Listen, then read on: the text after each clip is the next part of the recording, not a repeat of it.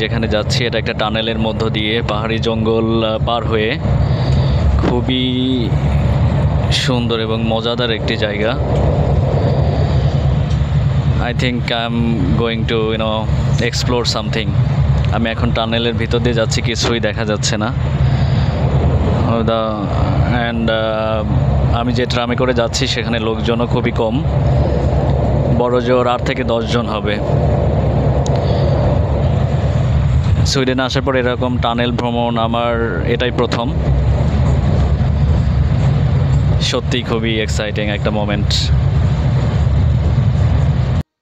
সুইডেনে আসার পরে আমি কোনো প্রোগ্রামে প্রথম অংশগ্রহণ করতে যাচ্ছি, যেটা সিনিয়র ভাই যারা আছেন সুইডেনে অনেক দিন ধরে তাদের দ্বারা আয়োজিত একটি মেন্টরশিপ প্রোগ্রাম, যেখানে আজকে আমাদেরকে বিভিন্ন গাইডলাইন দেওয়া হবে এখানে কিভাবে চলবো বা কিভাবে আগালে আমাদের ভবিষ্যৎ উজ্জ্বল হবে।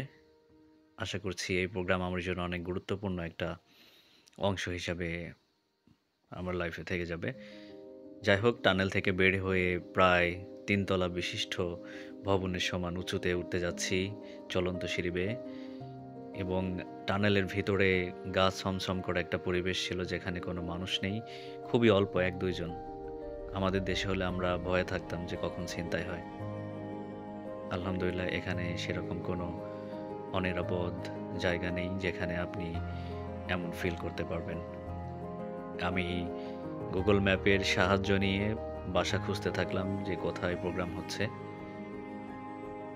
বিভিন্ন নাম্বার প্লেট চেক করতে থাকলাম, বাট যেটা মনে হচ্ছিল আমি ভুল কোনো জায়গায় চলে আসছি কিনা।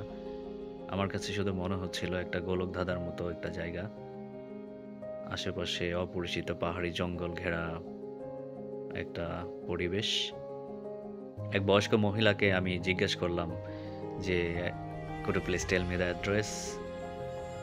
উনি আসলে আমাকে কোনো পাত্তাই দিলেন না, সিগারেট খাচ্ছিলেন, হয়তো ভাবছিলেন আমি আফ্রিকান বা অন্য কোনো দেশের, ওরা নর্মালি সিগারেট চায়, এই জন্য উনি হয়তো আমাকে পাত্তা দিলেন না।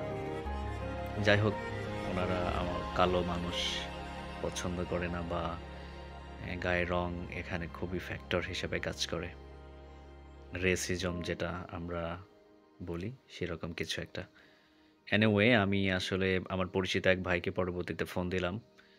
সত্যিই আমি ভুল কোনো লোকেশনে চলে আসছি। উনি আমাকে পরবর্তীতে গাইডলাইন দিলেন যে কিভাবে আসল লোকেশনে যাব। হয়তো একদিন আগে লোকেশন চেঞ্জ করা হয়েছে, আমি সেটা খেয়াল করিনি। পরবর্তীতে আমি চেষ্টা করলাম টানেলের ভিতরে স্টেশনে আবার আসার জন্য। যাই হোক, এখন আমি কিছু লোকজন দেখতে পেলাম, ভয়ের কোনো কারণ নেই, গা ছমছম করা পরিবেশ সেটা এখন আর নেই। আমি ট্রামের ভিতর ভালো একটি জায়গা খুঁজে বসে পড়লাম এবং অবশেষে পৌঁছে গেলাম আমার কাঙ্ক্ষিত প্রোগ্রামে। যাই হোক, আল্লাহর কাছে শুকরিয়া এবং আলহামদুলিল্লাহ এমন একটি প্রোগ্রামে অংশগ্রহণ করতে পেরে।